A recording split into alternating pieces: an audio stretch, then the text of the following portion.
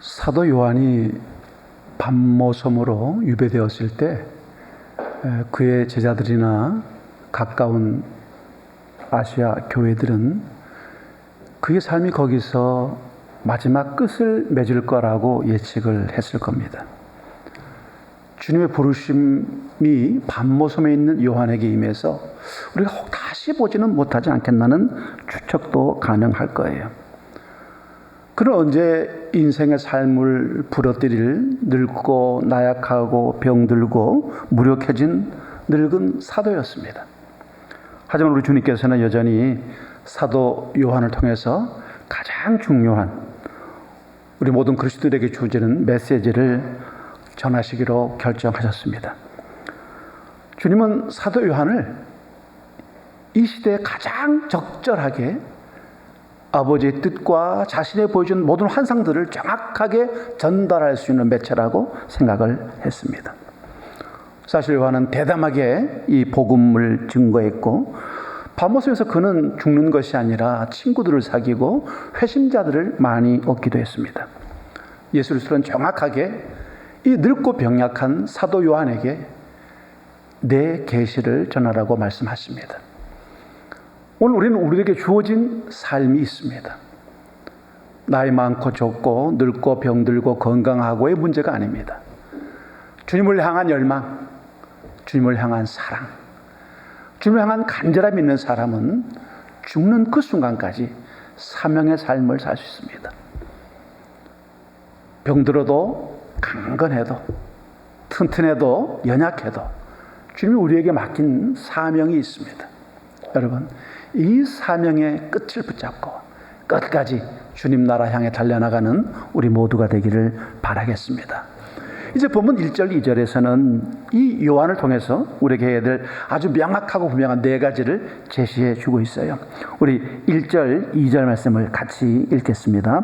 예수 그리스도의 계시라 이는 하나님이 그에게 주사 반드시 속히 일어날 일들을 그 종들에게 보이시려고 그의 천사를 그 종 요한에게 보내어 알게 하신 것이라. 요한은 하나님의 말씀과 예수 그리스도의 증거 곧 자기가 본 것을 다 증언하였느니라. 아멘.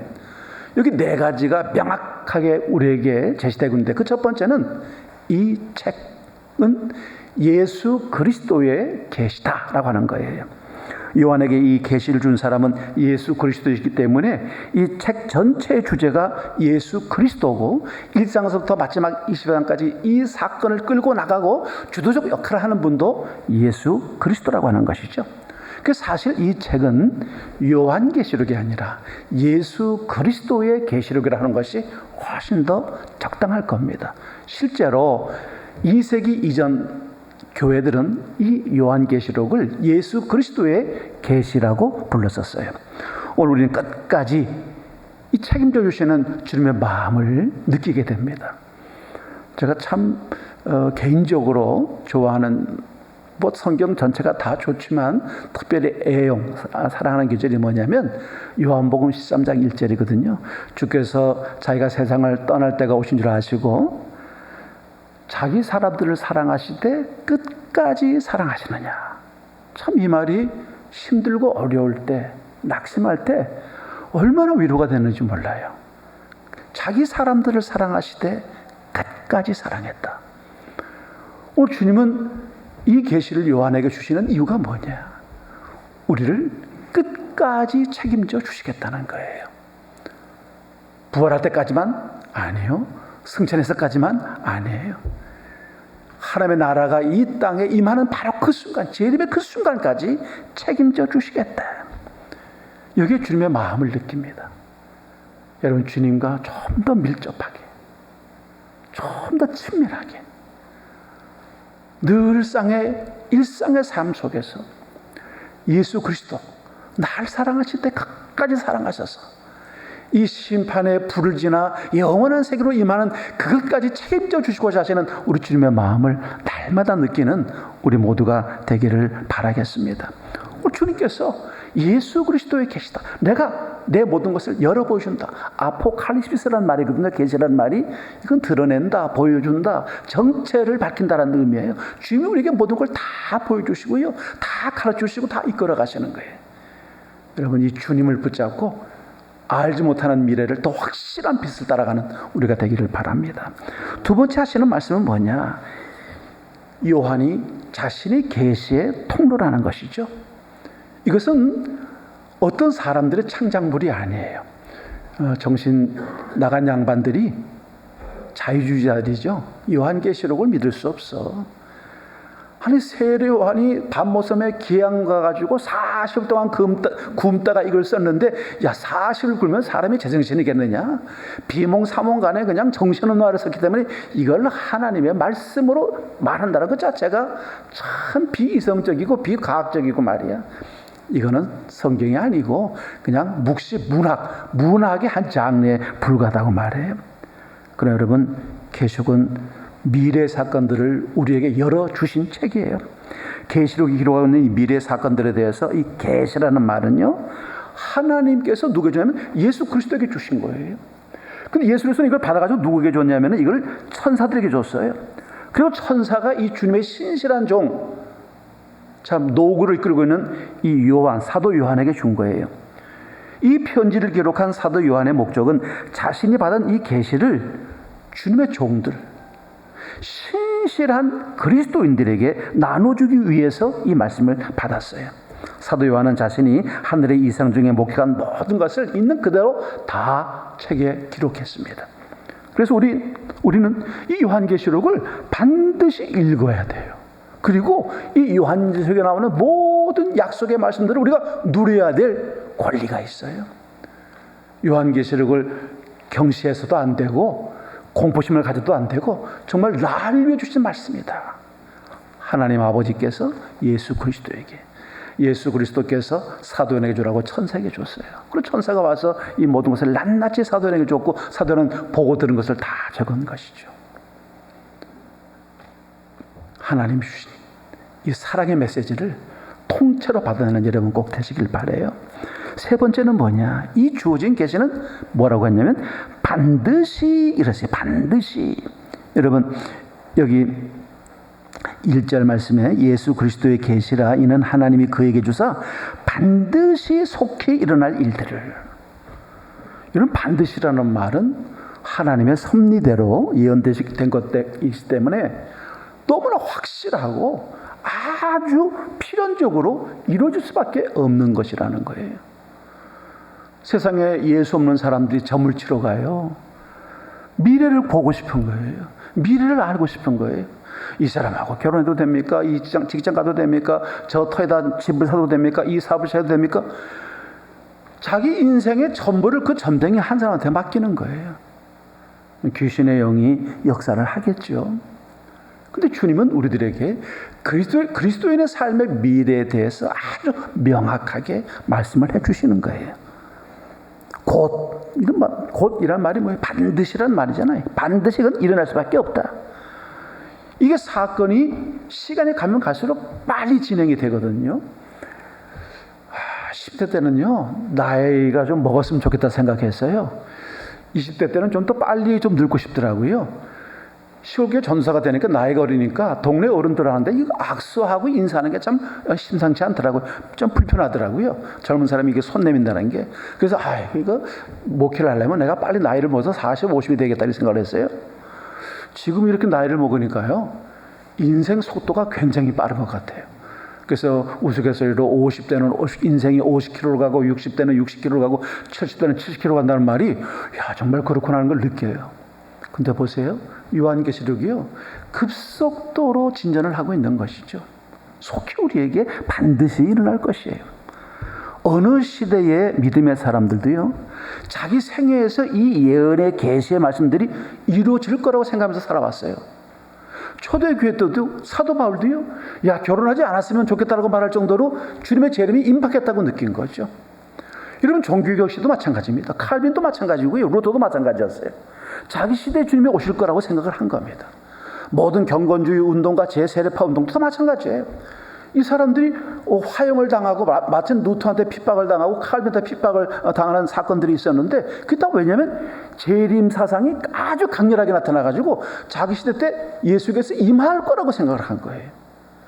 그만큼 믿음의 사람들은 재림에 대해서 멀리 있는 사건이 아니라 바로 지금 여기서 일어날 사건이라고 인식하고 있었다는 거예요. 여러분, 이런 재림신앙이 우리에게 필요합니다. 재림신앙을 잊어버리면 세상을 사랑하고 타락하고 죄를 가까이 하게 되고 하나님을 경시하고 말씀을 멀리하고 교회를 떠날 수밖에 없어요. 그러나 주님이 다시 와서 내 인생을 채점해 주시고 내 숙제에 대한 해답을 준다고 생각하면 우리는 깨어 있어야 되고 각성할 수밖에 없어요. 그것도 마찬가지예요. 그래서 아멘 주 예수여 어서 오시옵소서 라고 하는 고백이 왜 가능하냐? 세상 살아보니까 세상 아무것도 아니더라고요. 아둥바둥 돈 벌려고 그렇게 애를 썼는데 돈이 행복이 없어요. 그렇게 명예를 얻고 좋은 자리 가려고 애를 썼는데 은퇴할 때가 되니까 그게 다 험하고 자기 만족이에요. 정말 중요한 게 뭐냐? 영원한 터에 영원한 삶의 가치를 심어 놓았는가? 이걸 생각하면서 요한이 말하는 거예요. 반드시 속히 일어날 일이다. 그 다음 네 번째는 뭐라고 하냐면 사도 요한이 주님이 보여주신 모든 것을 그냥 다 우리에게 알려주신 거예요. 야, 이건 비책이니까 알려줄 수가 없어. 이거는 뭐 시시한 거니까 그 사람들이 이해할 수 있으니까 알려주고 이건 어려우니까 감춰되겠다. 이렇게 한 게 아니에요. 그야말로 요한의 계시록이에요. 경멸하거나 두려워하거나 공포에 빠지거나 무시할 책이 아니에요. 요한은 하나님의 말씀과 예수 그리스도의 증거를 본대로 우리에게 전해준 것이에요. 여러분, 하나님에게 궁금해하고 하나님에게 퀘스천 마크를 내고 주님, 우리의 삶의 미래는 어떨까요? 계시록 속에서 모험을 하는 우리 모두가 다 모험가가 되기를 바라겠습니다. 계시록을 함께 나누는 동안은 우리가 완전 무장을 하고 마음을 좀 가볍게 하고 인생의 짐을 덜어내고 주님을 따라가기 쉽게 워커발 하나 씻고 반바지 입고 지팡이 하나 들고 물 한 통 차고 따라가자라는 마음으로 계시록과 함께 걸어나가는 우리 모두가 되기를 바라겠어요. 그래서 이제 요한계시록 서론을 시작하면서 이게 1절부터 3절까지가 서론이거든요. 이게 3절에서는 요한이 우리에게 복을 허락을 하는 거예요. 예언의 말씀에 대한 축복이 담겨져 있어요. 3절 우리 같이 읽습니다. 3절입니다. 이 예언의 말씀을 읽는 자와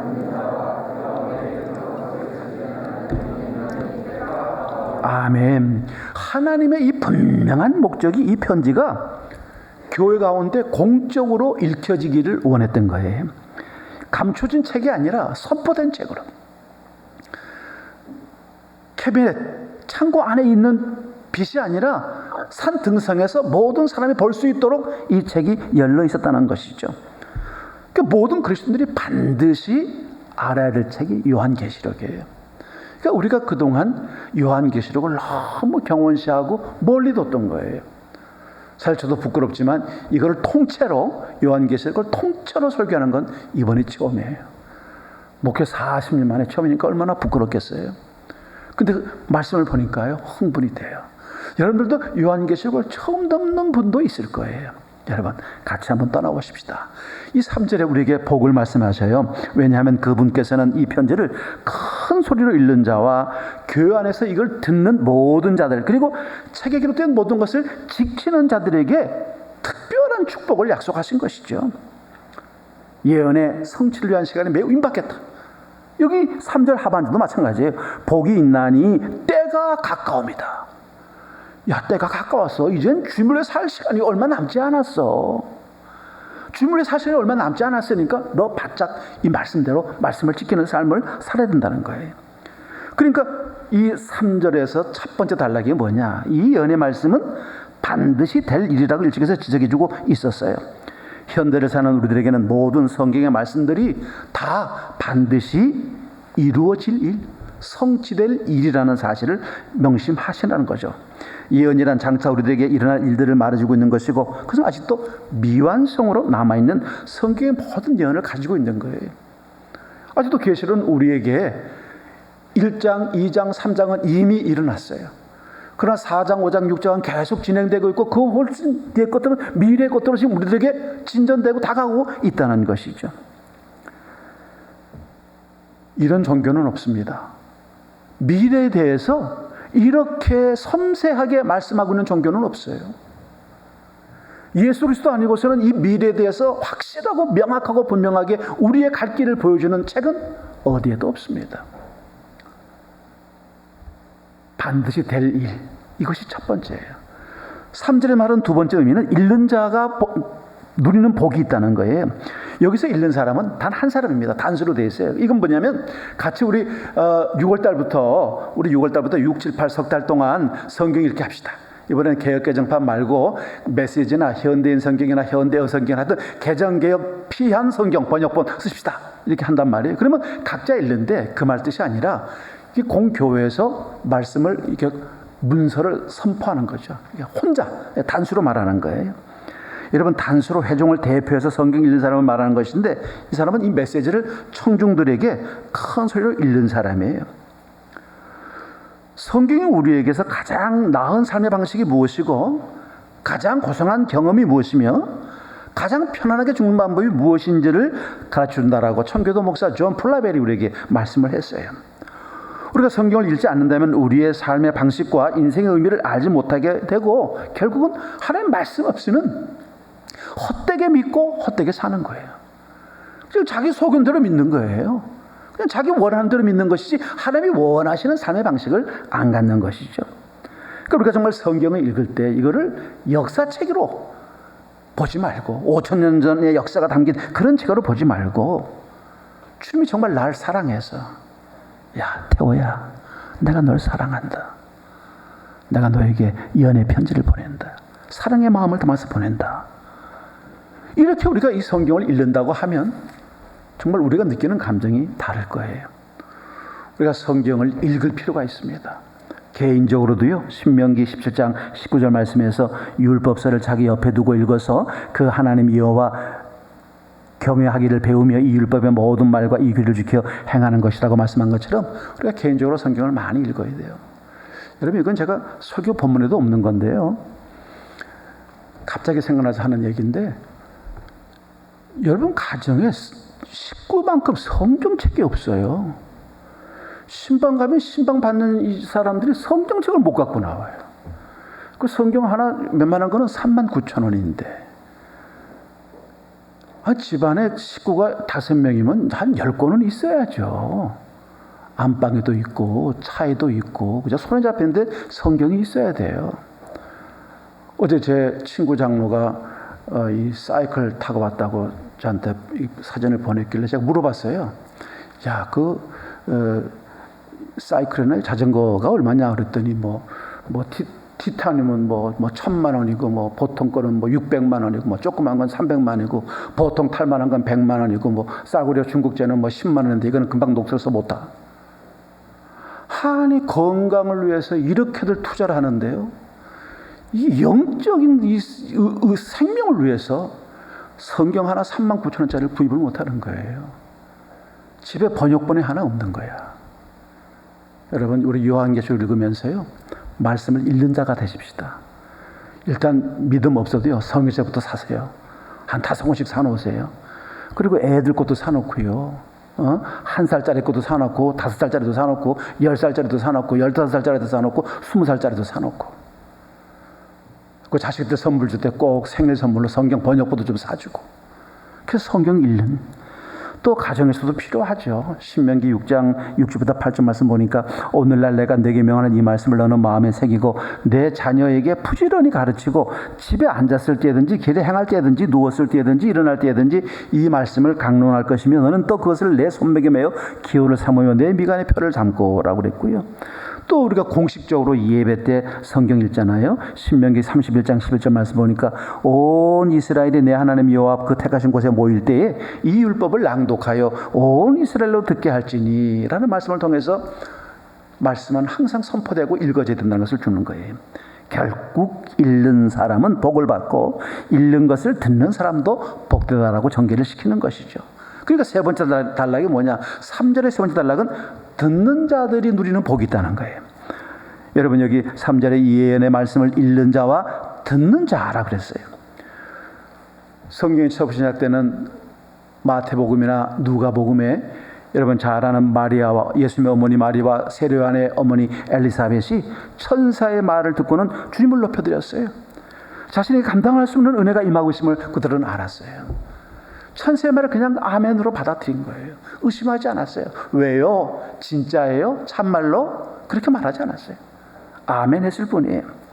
말씀을 들을 때 우리가 주님께서 나에게 말씀하신다, 내 심령에 말씀하신다라고 생각해 보세요. 사람들은 진리를 다른 사람에게 전달을 해요. 목사가 설교를 하면요, 딱 앉아가지고는요, 쫙 옆을 또 보는 거예요. 아이고, 김 집사 안 왔구나.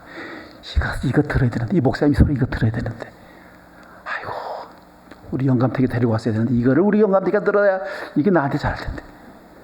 이 다른 사람한테는 적용을 잘해요? 아니에요. 내가 적용을 해야죠. 자신과 상관없는 진리가 아니라 나에게 익히는 말씀으로 들어야 돼요. 그래서 데살로니가전서 2장 13절 말씀이에요. 이러므로 우리가 하나님께 쉬지 않고 감사함은 너희가 우리에게 들은 바 하나님의 말씀을 받을 때, 우리에게 들은 바 하나님의 말씀을 받을 때, 보세요, 사람의 말로 아니하고 하나님의 말씀으로 받음이니. 하나님의 말씀을 들을 때 이게 목사 얘기지 자기 생각 자기 얘기하는 거라고 하는 게 아니라 하나님의 말씀으로 받을 때 진실로 그러하다. 이 말씀이 또한 너희 믿는 자 속에서 역사하느니라. 너의 삶을 바꿨다 그 말이죠. 이런 듣는 자의 복이 뭡니까? 말씀을 통해서 인생이 변하고 생각이 변하고 가치가 변해요. 여러분, 하나님의 은혜 없이 살아갈 수 있는 승리의 방법이 어디 있습니까?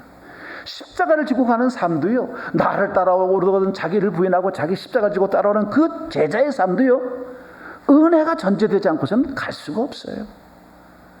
좁은 길을 가든 가시밭길을 가든 하나님의 은혜를 빼고 어떻게 그 길을 갈 수가 있겠습니까? 말씀에 은혜가 있습니다. 여러분, 말씀을 듣고 말씀을 적용하는 우리가 되길 바라요. 빌리 그레함이 참 좋은 말 했어요. 우리 번민의 구할은 성경을 읽지 않는 듯 생긴다.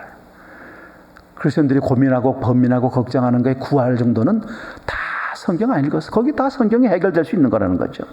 자, 넷째는 지키는 자들이 복이 있다는 거예요.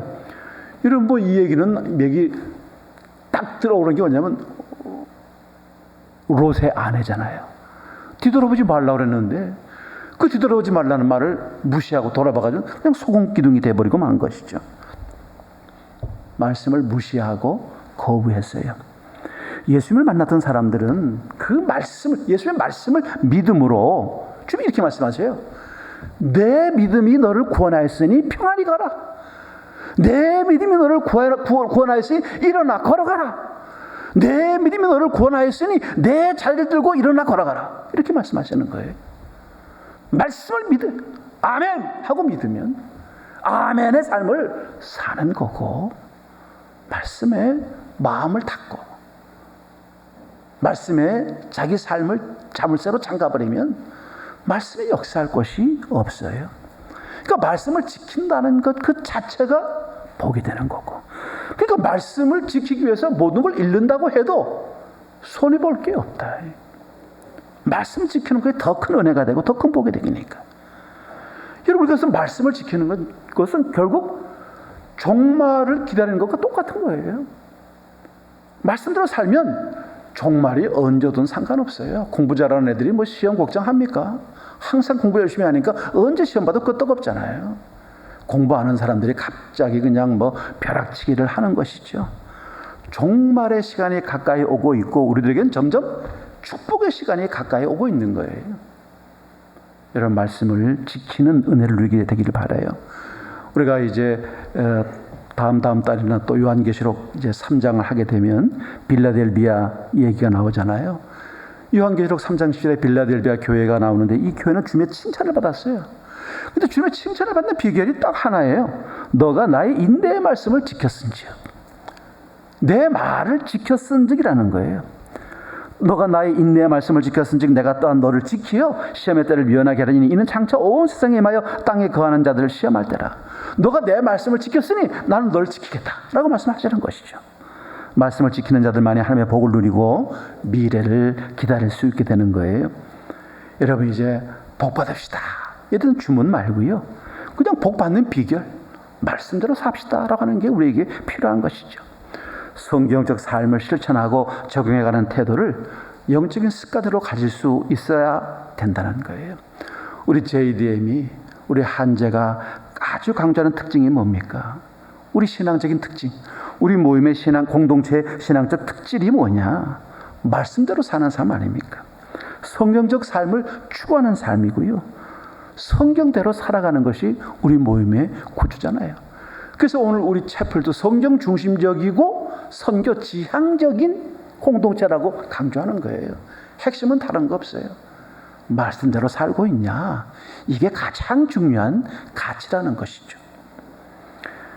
복은 계시록 내용 전부를 이해하는 사람들에게 주시는 그런 뜻이 아니고요, 오히려 말씀을 읽고 듣고 지키는 자에게 주시는 복을 우리에게 얘기하고 있어요. 그래서 여기 보니까 여기 3절에 이 예언의 말씀을 읽는 자와 듣는 자와 그 가운데 기록한 것을 지키는 자는 복이 있나니. 왜? 때가 가까우다는 거야.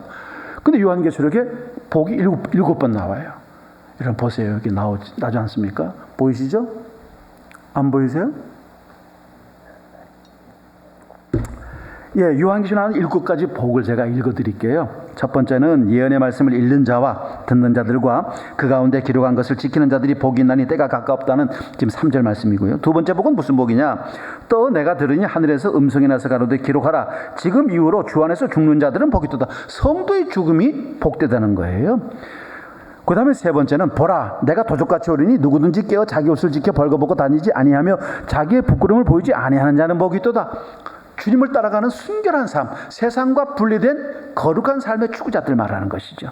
네 번째, 천사가 내게 말하기를 기록하라. 어린 양의 혼인잔치에 청함을 입은 자들이 복이 있도다 하고, 청한 복음에 초청받은. 다섯 번째, 이 첫째 부활에 참여한 자들은 복이 있고 거룩하도다. 둘째 사명이 그들을 다스리는 권세가 없고. 예수 믿어 구원받는 은혜를 말하죠. 여섯 번째, 보라 내가 속히 오리니 이 책의 예언의 말씀을 지키는 자는 복이 있으리라 하더라. 예언의 말씀을 지키는 자가 복이 있다.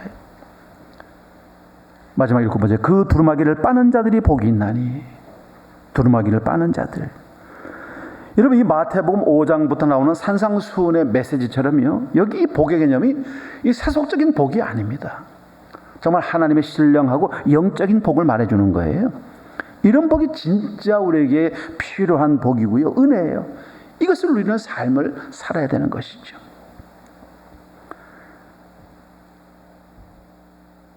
로마 제국의 10대 핍박이라 그래가지고요, 황제들이 참 잔혹한 핍박을 했습니다. 근데 로마 사람들은 내세가 없어요. 내세관이 없는 사람들이에요. 그래서 신앙은 내세관이 없습니다. 그런데 기독교인들이 신앙 때문에 잡혀와서 콜로세움에서 사자와 이리와 늑대와 곰에게 뜯기고 죽는데 그 얼굴이 너무 평안하고 고요한 거예요. 희망으로 가득 찬 얼굴을 보이는 거예요. 여기서 로마 사람들이요, 충격을 받습니다.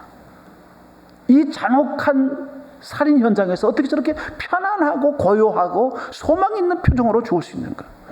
여러분 그 로마 순교사 보면 어떤 자매는 사자 이리가 자기를 물어뜯는데 이 옷깃을요, 죽어가면서 옷깃을 단정히 하면서 죽어갔다는 거예요. 생명이 걸린 그 순간에도 크리스찬들이 얼마나 경건하고 거룩했는지 자기 옷깃을 다 심했다라고 할 정도로요, 참 천국의 소망이 너무나 확실한 거예요. 여러분 천국의 소망 가지고 핍박받고 순교당하고 카타콤 그 지하 무덤에서 숨 못 쉬고 살고 있던 사람들에게 이 말씀이 선포될 때,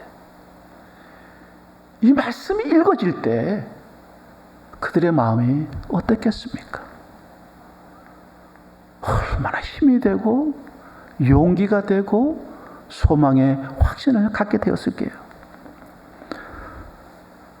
때가 가깝습니다. 때가 점점 가까이 오고 있어요. 말씀을 읽고 듣고 적용해야만 되는 시기에 와 있는 것이죠. 우리가 종말의 위기 속에 살아가고 있다는 것을 우리 공동체에 다시 한번 이야기하는 거예요. 말씀밖에 없다는 거예요. 요한계시록과 좀 사랑에 빠져서 다가올 미래를 잘 준비해보죠. 예언의 말씀을 그냥 읽고 듣고 행하기만 하면 복이 된다는 이 말씀이 100번, 1000번 감사한 일 아닙니까?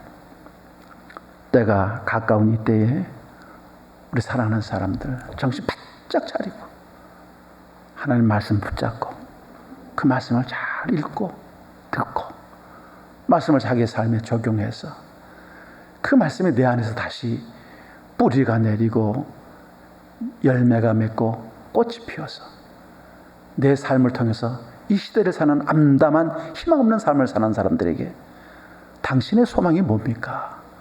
질문을 듣는 경건한 믿음의 사람들이 다 되시기를 주님의 이름으로 바라겠습니다. 아버지 하나님, 때가 가까이 오고 주의 말씀은 우리에게 살아 역사합니다. 주여, 희망은 주님밖에 없고 우리의 축복 문서, 은혜 문서는 이 성경밖에 없습니다. 우리를 축복으로 인도하며 은혜로 인도하며 진정한 생명으로 인도하는 이 말씀을 붙잡고 사는 우리가 되게 하여 주셔서 요한계시록 내내 이 말씀에 젖어, 예언의 말씀에 젖어 힘을 얻고 격려를 받고 용기를 가지고 고난을 싸워 이기는 우리 모두가 되게 하여 주시옵소서. 예수님 이름으로 기도합니다. 아멘.